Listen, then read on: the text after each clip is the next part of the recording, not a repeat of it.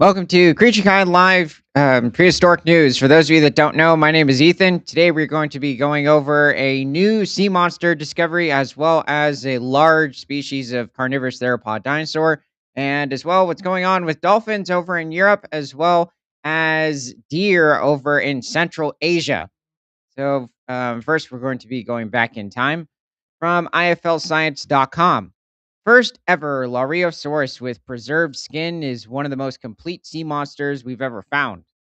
The skin is preserved as a carbon film, revealing the shape of the scales. Well, this is interesting considering there aren't as many marine reptiles that come from the Triassic that we find with preserved specimens of skin. So, this is really good to hear. Wow, that is very much intact. Yeah, Lauriosaurus is a member of the Nothosaur lineage of marine reptiles. So this is not a close relative of the different species of ichthyosaurs, plesiosaurs, pliosaurs that would later dominate. Well, ichthyosaurs also won't really evolve for another 10 to 12 million years, whereas different species of pliosaurs and plesiosaurs won't evolve until the early Jurassic, so about 201 million years ago. The Nothosaurs in general were not a very large group of marine reptiles, meaning they didn't really reach much more than maybe 13 feet in length. They're pushing around 4 meters. They're also very lightly built. It's not always easy inferring behavior from the fossil record because most often all the squishy bits are gone and were left to fill in the gaps from the odd bony bits and bobs. Sometimes, however, ancient creatures make paleontologists' lives a bit easier by remaining virtually complete for, say, 240 million years. A round of applause, please, for Lariasaurus valcaresi. I thought at first you were saying this, and I've never heard you use terms like that. A new paper describes the near perfect specimen that dates back to the Middle Triassic. So this is somewhere around 230 to 240 million years ago. It was found in the UNESCO World Heritage Area of Monte San Giorgio and has preserved skin that reveals the shape of the scales. Fossil skin like this is invaluable because, for starters, it's the first time we've ever found soft tissues preserved for this species. What it can tell us is that the bones alone couldn't wait. Okay, the bones alone couldn't is that this species has had webbed hands and feet, which would have helped it to push its way through the waters it swam. And nothosaurs, in many instances, have been reconstructed with webbed feet, as with quite a variety of different aquatic and semi-aquatic prehistoric animals. But this at least confirms it with the specimen. So this is really helpful and good to see. Furthermore, we can see from patches of skin behind the upper arms and along the front of the trunk that it had powerful forelimb retractor muscles. Together, these features suggest that Loriosaurus used its front limbs to swim in a rowing flying motion, a bit like how modern seals use their flippers for rapid bursts of movement. This is an interesting development as it lends support to the idea that the forelimbs were important as well as other parts of the animal's bodies that have received more attention in the past. They're referring to other creatures in general.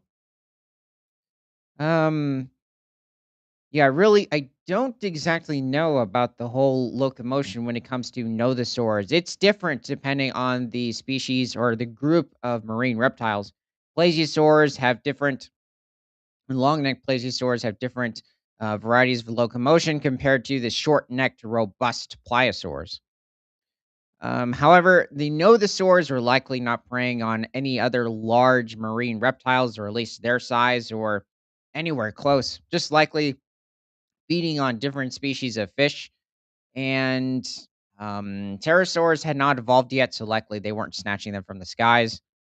It also might have been a bit risky, anatomically speaking, to do so, likely just only going up to the surface for air. Hold on. Somebody might have a weird comment.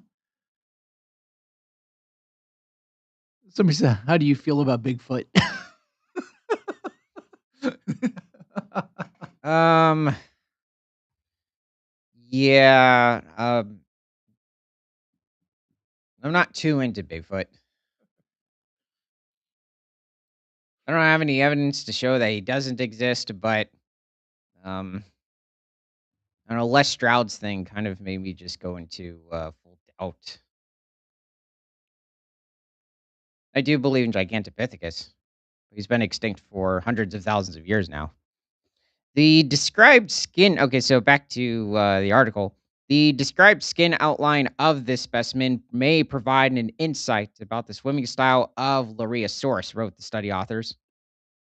In Novosaurs in general, both the forelimbs and the tail were employed for swimming, but the tail was considered the main propulsive organ providing lateral undulation.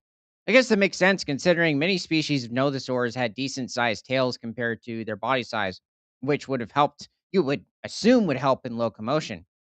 The larger, well, later on with the plesiosaurs and pliosaurs, not so much. They had very small tails. It's a bit of a question as to what they would have been used for. The ichthyosaurs, their tails definitely have propelled them when it came to locomotion. Certain other species, such as like animals like Tanystropheus, which is another sauroptegan, which is the lineage of reptiles in which certain species of ancient turtles, very distantly related to today's turtles, as well as the nothosaurs and the tanystrophians belong to. Likely their tails, except for the turtles, would have helped them in locomotion. So these animals, especially nothosaurs, never came to land. However, several authors propose that the strong forelimbs may have played an important role in propulsion, or as also supported by studies of long bones histology. The skin outline of this specimen and the inferred pattern of forelimb musculature supports the hypothesis that forelimbs may have played a prominent or permanent role in swimming, at least in Lariasaurus.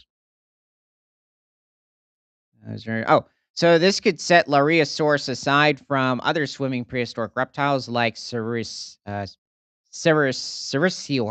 Wait, it's one of those Cerasiosaurus, which was another long-necked predator swooshing around the ancient ocean. Just goes to show that different strokes for different folks is a notion that held true for 240 million years. Wait This a is a minute. How many of them are there? Um, there's around 8 to 12 different species of nothosaurs that we have discovered. No, I don't mean just know the source. I mean, Sauroptegians in general, there's somewhere between like 30 to 50 different species. Very distantly related to like the plesiosaurs. They first, at least with the nothosaurs, first evolved around 247 million years ago, and then would mysteriously go extinct around 210 million years ago, about 8 to 9 million years before the beginning of the Jurassic period, which is also what we tend to see with a lot of different species of proto mammals, carnivorous reptiles on land, like different members of the Pseudosuchian lineage of archosaurs. Most of the dinosaur lineages would survive the Triassic extinction, except there were certain groups of dinosaurs that already went extinct earlier in the Triassic, like the Herrerasaurs. So let's head forward in time from sciencealert.com. Rare deer species rediscovered in Afghanistan after surviving two major wars. That's actually pretty impressive. Uh, well, let's see what's going on here. In the Middle East, it's really just the fallow deer that's native to the region, but we're in Afghanistan, which is technically not the Middle East, it's Central Asia. yeah, but who are the deer at war with? Well, there's 5 different species of deer that are native to Central Asia, one of them being the whole deer, not hitting me a specific name. Um, are you talking about today or back in the Afghan war? This says after surviving two major wars. Who were the deer at war with? Oh, right. Um I don't think, I'm trying to think about that. I don't know, Taliban, I guess? Unless they are the Taliban. I don't know. Researchers have spotted the rare Bactrian deer Cervus elephas bactrianus in the wild in Afghanistan for the first time in more than 40 years. Until now, scientists had feared that the dwindling species had become extinct in the region after two major wars and years of civil conflict. The last time the animals had been surveyed in the wild was during the 1970s, and there were only around 120 individuals left in a small pocket in the northeast corner of Afghanistan. You know who they probably were at war with was Alexander the Great.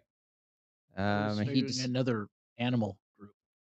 huh? I was figuring another animal group. Oh, okay. They're probably at war with certain camels and I'm guessing gazelle in the region. And now they are protesting the tigers coming into Kazakhstan. Um, let's keep going. So the last time the animals had been surveyed in the wild was during the 1970s, and there were only around 120 individuals left in a small pocket in the northeast corner of Afghanistan. Yeah, that's a very small population. That's the Takur province near Tajikistan, which was on the border of the USSR during the Soviet Afghan War in the late 1970s, and then was taken over by Mujahideen leaders in the 80s. Never even heard of these people. Um, the area was not safe. One of the conservationists who recently spotted the deer, Zamai Moheb from the University of Massachusetts, told Joshua Rapp, learned from the Smithsonian. The Mujahideen was fighting the Soviet Union. Because of this instability, every household had a gun. Huh. Oh, yeah, sure. They probably had a limited amount of bullets. Poor deer. We need to give aid to these deer. I'm just, well, I mean, the conservation part, I'm not joking, but never mind. But an expedition in 2013 identified hoof prints and droppings from the species and eventually a fleeting glimpse of a young female deer. The team has just published their results in the Deer Specialist Group newsletter of the International Union for the Conservation of Nature. It was a great feeling, said Moheb. Wow, we're going to confirm the species here for the first time after 45 years. That will be a big thing for the wildlife in Afghanistan. Actually, it just hit me. They have been funded billions of dollars in weapons, these deer. So they should be okay. Let's see. While there hasn't been constant fighting in the Takur province of Afghanistan, there's been regular conflict with warlords and smugglers, and the arming of the local population means that deer were often hunted for sport or food. So they Um, were funding weapons for the deer? at least it seemed like it. Maybe they were sending it to the snow leopards in the region. Um, yeah, very powerful cats. The researchers aren't sure how many Bactrian deer are now living in Afghanistan, though they note that they're limited to a remote 280 square kilometer floodplain that's cut off from roads by the Amu Darya River and urgently need conservation to protect them in the future. The good news is that the Bactrian deer is also found in Kazakhstan, Tajikistan, Turkmenistan, and Uzbekistan. And the global population has increased from 350 to 400 in the 1960s to around 1,900 wild animals in 2011, thanks to local conservation efforts. That's it. I would have expected a much higher number compared to what we're seeing here. This is as if there's been major hunting on these deer, which I wouldn't be surprised, and that's why it has increased very little. But the Afghanistan population has been mostly ignored due to conflict in the region. I would think that would make them more appealing. Not that that's a good thing. The researchers hope that their discovery that the Afghan deer are still around and have outlasted multiple local regimes to take their place, the ultimate survivors, will inspire people to protect them in future, despite the fact that the local political situation is still tumultuous. I think it always has been. If you wait for one thing to be over to start, at that time you may lose it. Um, okay, I don't think cockroaches would care.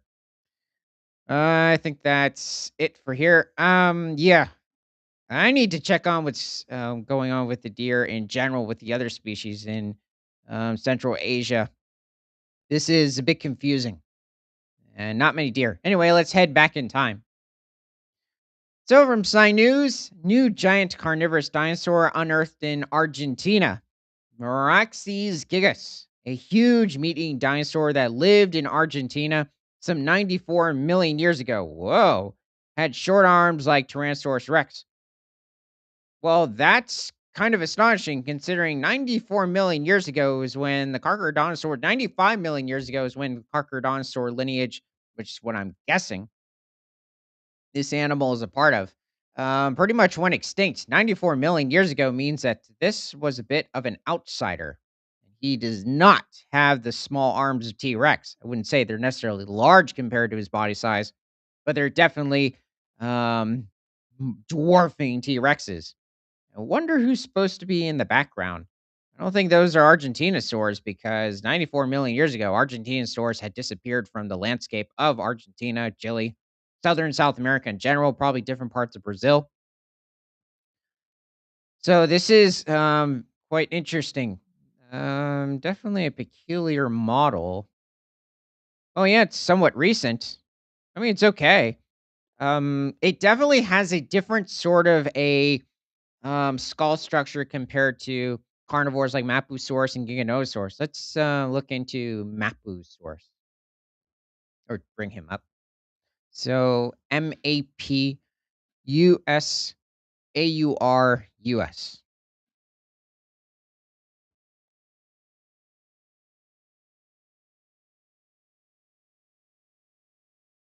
Oh, okay. So I'll start with your favorite. yeah, these guys are a long way off from Mapusaurus. Like the skull is very off. It's like somebody tried to, or it's like it mixed a certain Allosaur, almost like an Allosaur toy, with a another Carcharodontosaur species, maybe even member like another lineage of the Allosaur family. Considering the Carcharodontosaurs are members of Allosauroideae and the Carnosaurs in general. I think this is another AI one. You know what it looks like?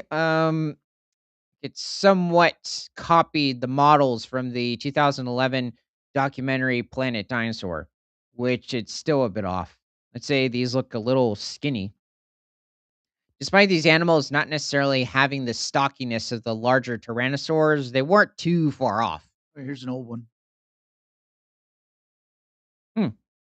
Well, I mean, um, I think it's just nice to see it's not one of the AI ones. It's not a bad model. I would say that likely it's not going to be rearing up on its or having a more vertical or even a diagonal sort of standing position, unless maybe when it came to breeding. But outside of that, I mean, it's an okay picture. This one, it seems to be the Mapusaurus's skull is a bit too thin compared to its body size. This almost aligns with certain species of like the megalosaur lineage of theropods. And I'd say that the arms are a little small compared to its body size. Um, hmm. Interesting. I guess in Planet Dinosaur, they were quite small as well. And the Carcharodontosaurs in general did have three fingers. In many species of Tyrannosaurs, they had two. There were certain species of Tyrannosaurs, however, that did have three fingers. A bit earlier on in their evolution, like back in the early Cretaceous and the late Jurassic. Carcharodontosaurs from the late Jurassic up until the beginning of the late Cretaceous period, they all had three fingers. It is a bit of a mystery as to what they would have used these arms for, maybe for communication, possibly. But it would be really hard to not break one of these arms when trying to take down a lot of the larger prey items, especially the different species of sauropods. Maybe it would help with going after certain smaller ornithopods in the region, but it would be expelling a lot of energy for a much smaller prey source. But a lot of large carnivores today will go after much smaller game as long as it's in abundance. So, well, this isn't bad. I think the feet might be a bit short, or at least the toes, but actually the right foot looks okay. It just seems to have small ankles, but besides that, I don't think it's bad. They're really giving it like a very large crest region on the top of the head, which is very interesting. Even though carcharodontosaurs did have that crest-like characteristic on the top of their head, it's almost giving it to like not a Dilophosaur, but another lineage of the Neotheropoda dinosaur family back in the early Jurassic as well as the late Triassic. So, heading back to the article, Meraxes gigas lived in what is now the Patagonian region of Argentina during the late Cretaceous epoch, about 94 million years ago. The ancient predator measured about 11 meters or 36 feet long and weighed more than 4 tons. Oh, I was expecting it to be much larger. So, this is a medium sized species of Carcharodontosaur. I mean, it's still good to hear. 94 million years ago. And it almost makes sense because at this point, a lot of the larger titanosaurs had gone extinct in different parts of South America, Africa, different areas of Australia. They would keep thriving in areas like Asia. But here, almost like the Carcharodontosaur lineage was trying to hold on and see how it could adapt to the smaller prey species. So this is interesting. It's also a bit of a blank sort of fossil record at this point in the Cretaceous over in South America, especially Argentina. Meraxes gigas was a member of Carcharodontosauridae, a family of giant carnivorous theropods. The group flourished and reached a peak of diversity shortly before they became extinct, said Dr. Juan Canali, a paleontologist at the Ernesto Bachmann Paleontological Museum, the Universidad Nacional de Rio Negro, and CONICET. They may have used the arms for reproductive behavior, such as holding the female during mating or supporting themselves to stand back up after a break or a fall. Yeah, that's I don't think I would it would be wise to use that small of a set of arms compared to um your body size because they would easily get crushed. They're probably relatively strong. I mean, even T-Rex's arms were quite strong compared to their overall size, but Um, that I think is, a little too risky. And holding on, during mating now, like, looking at these different reconstructions, I might be likely mistaking it with Giganotosaurus's arms, which were slightly larger. They're very small, and they are approaching, I still wouldn't say T-Rex's arm size, but not far away. So the nearly complete skull and partial skeleton of Meraxes gigas were discovered in the Huincal Formation in Las Campanas Canyon, 25 kilometers southwest of Villa El Chocon, Neuquén province, Argentina. The specimen is among the most complete Carcharodontosaurid skeletons paleontologists have found yet in the southern hemisphere. Interesting. So we were going over a species of Nothosaur with a very well preserved specimen, even preserved skin from the Triassic. And now we're going over a very complete, supposedly complete skeleton of a Carcharodontosaur from Argentina. So this is really exciting to hear when it comes to just well preserved specimens from the Mesozoic era in general. I guess regarding a Sauroptegan and in this case an Archosaur. So the neat thing is that we found wait, did I say that? Okay. The neat thing is that we found the body plan is surprisingly similar to tyrannosaurs like Tyrannosaurus Rex, said Professor Peter Makovicki, a paleontologist at the University of Minnesota. I guess you could say that that mouth was a bit more similar to Tyrannosaurs, but even then, it's quite different. But they're not particularly closely related to Tyrannosaurus rex. They're from very different branches of the meat-eating dinosaur family tree. Yeah, that is true. This animal is a member of the Allosauridae lineage of theropod dinosaurs, or even the larger Carnosaur branch in general. Tyrannosaurus rex is a member of Tyrannosauroideae, as well as the Coelurosaur lineage of theropod dinosaurs, so very distantly related.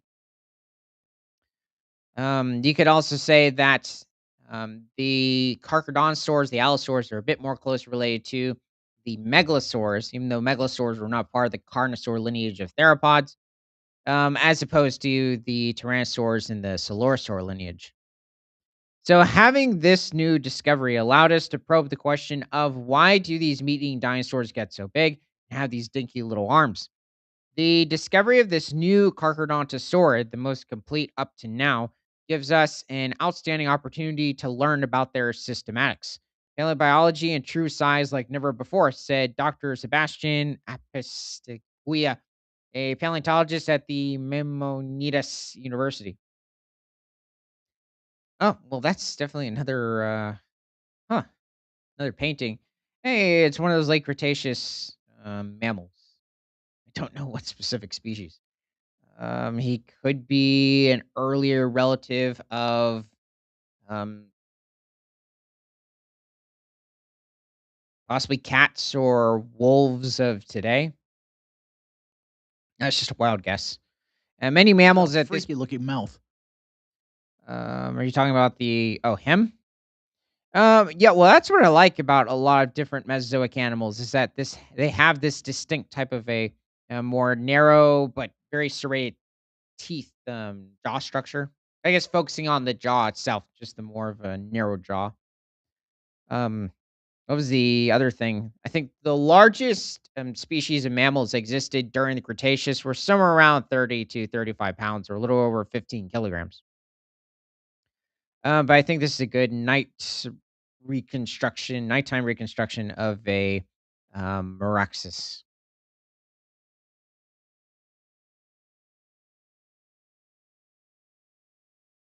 Oh, well, there was something else that I wanted to bring up. Possibly he could have fed on it.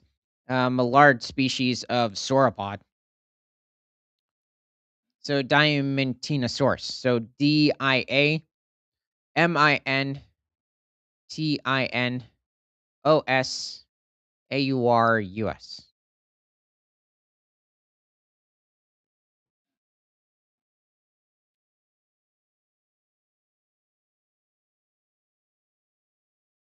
Are you bringing up another AI one?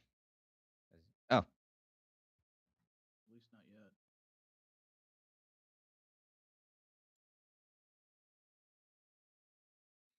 yeah. So this is one of the members of Titanosauridae, but is not necessarily a true species of Titanosauridae. So it is a titanosaur, but it's much more distantly related to other true titanosaurs like Argentinosaurus.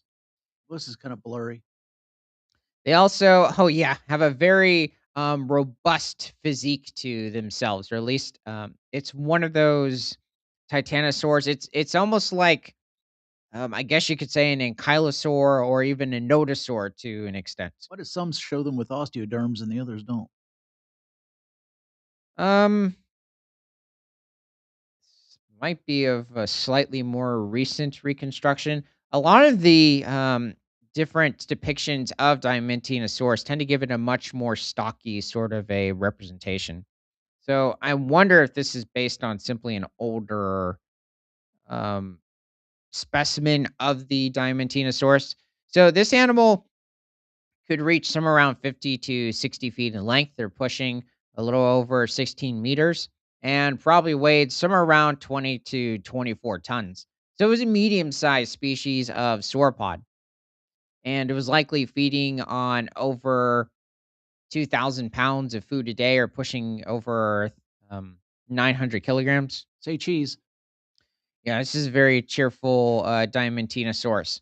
It also has a very different skull structure compared to many species of the diplodocid lineage of sauropods, the brachiosaur lineage. It's somewhat um, on the same track as certain species of Titanosaur, but even then, it is vastly different.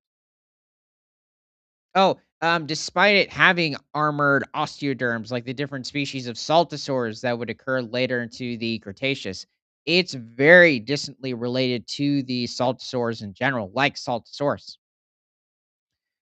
Considering they are members of Titanosauridae, and more specifically with many of them, like the Ostrodiae, this animal was not. It's a bit of a mystery as to what subfamily of Titanosauridae Diamantinosaurus was a part of. So let's see. The researchers found that large mega predatory dinosaurs in all three families of theropods grew in similar ways. As they evolved, their skulls grew larger and their armors progressively shortened. What we're suggesting is that there's a different take on this, Professor Mekovicki said. We shouldn't worry so much about what the arms are being used for because the arms are actually being reduced as a consequence of the skulls becoming massive. Yeah, but it's still a bit of a mystery as to like why specifically they were there. Whatever the arms may or may not have been used for, they're taking on a secondary function since the skull is being optimized to handle larger prey. This seems to be kind of on the whole T Rex debate. Many of the tyrannosaurs in general. The scientists found that the skull of Meraxes gigas was decorated with crests, furrows, bumps, and small hornlets. Those ornamentations appear late in the development when the individuals became adults. Have we found? I don't think we've found any juveniles of this specific species. I'm wondering if we found any juveniles of Giganotosaurus and Mapusaurus. I don't believe we have. So I think that's still up for debate. Certainly is possible that that would have occurred later in their development. These features were probably used to attract potential mates. Sexual selection is a powerful evolutionary force, but given that we cannot directly observe their behavior, it is impossible to be certain about this. The authors also found that Carcharodontosaurid dinosaurs evolved very quickly, but then disappeared suddenly from the fossil record very soon after. Usually, when animals are on the verge of extinction, it's because their evolutionary rates are quite slow, meaning they aren't adapting very quickly to their environment. Well, it varies depending like on what's causing the animal's extinction. Is it truly ecological change, the climate changing as well? Is it simply due to an invading force that's quickly wiping them out? Is it just another animal? Um, or is it simply that, like, let's say in the predator's case, its food source is becoming either smaller or just simply disappearing? So, are they going to become smaller as well? How is the body going to respond? So it really varies. I think in this case, he's just simply going after it ecologically. The question is, how would the herbivores react as well? But in the case with the carcharodontosaurs, apparently they could not adapt, and they simply went extinct as well with the other large titanosaurs of South America. So here we have evidence that Meroxes and Gigas and its relatives were evolving quite fast, and yet within a few million years of being around, they disappeared, and we don't know why. Yeah, during the first 6 to 7 million years of the Cretaceous, late Cretaceous, there were a wide variety of different species of large carcharodontosaurs that had evolved over in Africa and South America. Like over in Africa, you had the massive Carcharodontosaurus. There is another species of carnivore, but it's much smaller. And it's a bit of debate as to whether or not it's a member of the Carnosaur lineage of theropods or it's a Coelurosaur. There's a lot more agreement on this animal called Deltadromeus being a Coelurosaur, possibly even a Megaraptor. So it's one of these finds where you answer some questions, but it generates more questions for the future. I think that occurs with practically all fossil specimens. So this is really good to see with this 4-ton Carcharodontosaur at the end of their range or reign is what I'm trying to say. Okay, so let's head forward in time. From the GreekReporter.com. Rare Rhisos dolphin spotted in Greece's Aegean Sea during a research mission. Well, depending on where the Rhisos dolphins are, they can be a bit more common, but they're found in practically every single ocean. So they're mostly feeding on different species of squid, and they don't really dive much further than 600 feet or a little over 260 meters. A rare Rhisos dolphin has been sighted in the open waters of the Aegean Sea, Greece, drawing attention from marine researchers working in the region. And also thing with the Mediterranean at the moment, it's not necessarily very healthy. The sighting took place between the Greek islands of Icaria, and Chios during a field mission by researchers of the or from the Archipelagos Institute of Marine Conservation. Scientists were working aboard the research vessel Nautilus when they observed the dolphin moving through calm waters. The institute later shared details of the encounter on social media. The sighting occurred on a quiet spring day, shortly before the return of the strong seasonal winds known as the Meltemi, which often make marine research more difficult. Well, also, yeah, just where is this individual, especially since he's not already tagged? So, Rice's dolphins are rarely seen and remain poorly understood. Their wide ranging movement across the open sea limits opportunities for close study. Researchers say the species does not stay in one location for long, making it difficult to track behavior, population size, and migration patterns over time. There are smaller numbers. I mean, they're also rarely seen as well over in this region of the Mediterranean of orcas and as well great white sharks that appear in the area. So known in Greek as Stacto Delfino, also sounds like option on the menu, or ash gray dolphin. The species is recognized for its pale body marked with scars. These markings develop over time and given the dolphin a distinctive appearance. Marine experts say it is the largest dolphin species found in Greek waters and the only one in the region known to migrate. Wow, he is heavily scarred. Cerritos dolphins usually travel in small groups. Pods often include between 3 and 20 individuals. These groups can cover large distances in a short period, further complicating long term research efforts. So, the species is also known for its exceptional diving ability. Researchers say Rice's dolphins can dive to depths of up to 300 meters or nearly 1,000 feet. Um, that's interesting. I wonder if that's newly discovered because I was only familiar with them diving between like 6 to 700 feet. Maybe they do. Maybe the Um, 1,000 feet is just how deep they think they can go. yeah, it's possibly the case. They can remain underwater for more than 30 minutes before surfacing. I'm guessing they're taking longer. There's slightly longer time at the surface, and that's how they're able to stay under for that much longer than usually orcas or many other members of the cetacean lineage, which stay under for maybe 10 to 15 minutes on average. Not including like sperm whales, the Cuvier's beaked whale. This ability allows them to hunt prey such as squid and deep sea fish, which live far below the surface. Scientists say these traits point to a specialized role in deep offshore ecosystems. Unlike many other dolphin species in the Mediterranean, Rhizo's dolphins are adapted to life in deeper waters rather than coastal areas.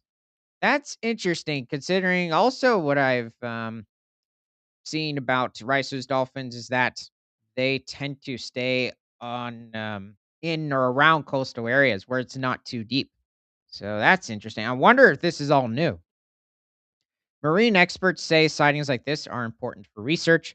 And, yeah, each confirmed observation provides valuable data.